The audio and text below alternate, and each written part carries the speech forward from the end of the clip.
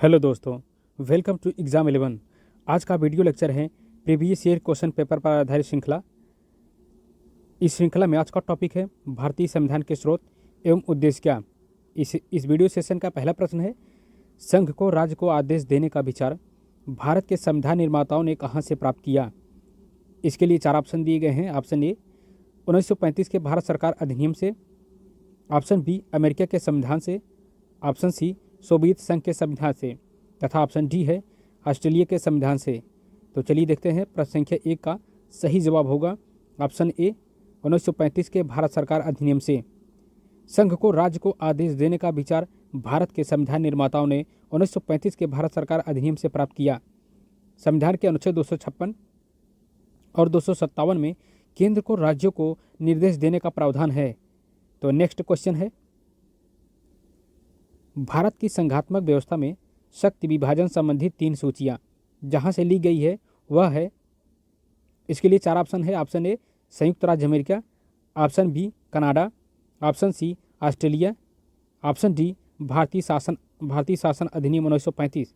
तो प्रश्न संख्या 2 का सही जवाब होगा ऑप्शन डी भारतीय शासन अधिनियम 1935।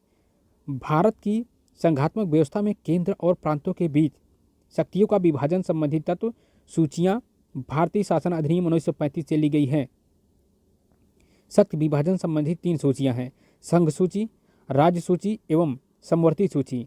इन सूचियों का वर्णन हमारे संविधान की 7वीं अनुसूची तथा अनुच्छेद संख्या 246 में उपबंधित है। नेक्स्ट क्वेश्चन है, क्वेश्चन संख्या 3 है, भारत में राष्ट्रपति शासन के राज्यपाल को नियुक्त करने के लिए प्राधिकृत है। इसके लिए 4 ऑप्शन है।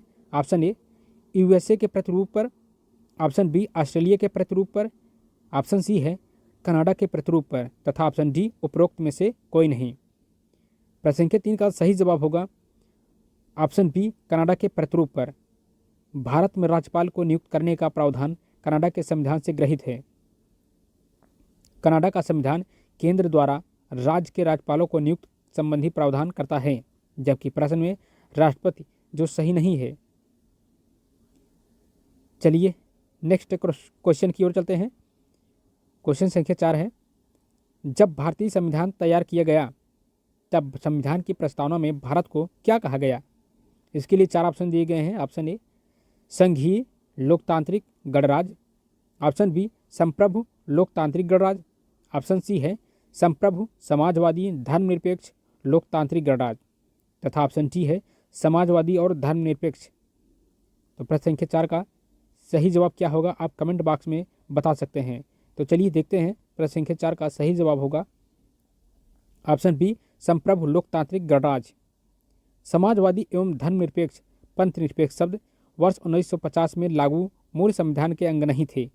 यह शब्द वर्ष 1976 के 42वें संविधान संशोधन अधिनियम 1977 से लागू हुआ था। अतः भारतीय संविधान कब तैयार किया गया तब संविधान की प्रस्तावना में भारत को संप्रभु लोकतांत्रिक गणराज्य कहा गया था। तो चलिए क्वेश्चन 5 है, पंडित जवाहरलाल नेहरू के उद्देश्य प्रस्ताव को संविधान सभा ने स्वीकृत किया। इसके लिए 4 ऑप्शन है। 26 जनवरी 1947 को, ऑप्शन बी 22 जनवरी 1947 को, ऑप्शन सी 9 दिसंबर 1946 को, तथा ऑप्शन डी 15 अगस्त 1947 को। प्रश्न संख्या 5 का सही जवाब होगा ऑप्शन बी 22 जनवरी 1947 को। 22 जनवरी 1947 को संविधान सभा द्वारा भारत को एक संविधान देने का उद्देश्य प्रस्ताव पारित किया गया। उद्देश्य प्रस्ताव को 13 दिसंबर 1946 को संविधान सभा में जवाहरलाल नेहरू द्वारा पेश किया गया था। आगे चलकर यही उद्देश्य प्रस्तावना का प्रारूप बना। तो चलिए नेक्स्ट क्वेश्चन की ओर चलते हैं। क्वेश्चन संख्या 6 है, निम्नलिखित में से कौन सा शब्द संविधान की प्रस्तावना में नहीं है। इसके लिए 4 ऑप्शन है। ऑप्शन ए न्याय, ऑप्शन बी व्यक्ति की गरिमा, ऑप्शन सी बंधुत्व, तथा ऑप्शन डी है संघीय। प्रश्न संख्या 6 का सही जवाब होगा ऑप्शन डी संघीय। संघीय शब्द का प्रयोग भारतीय संविधान की प्रस्तावना में नहीं किया गया है।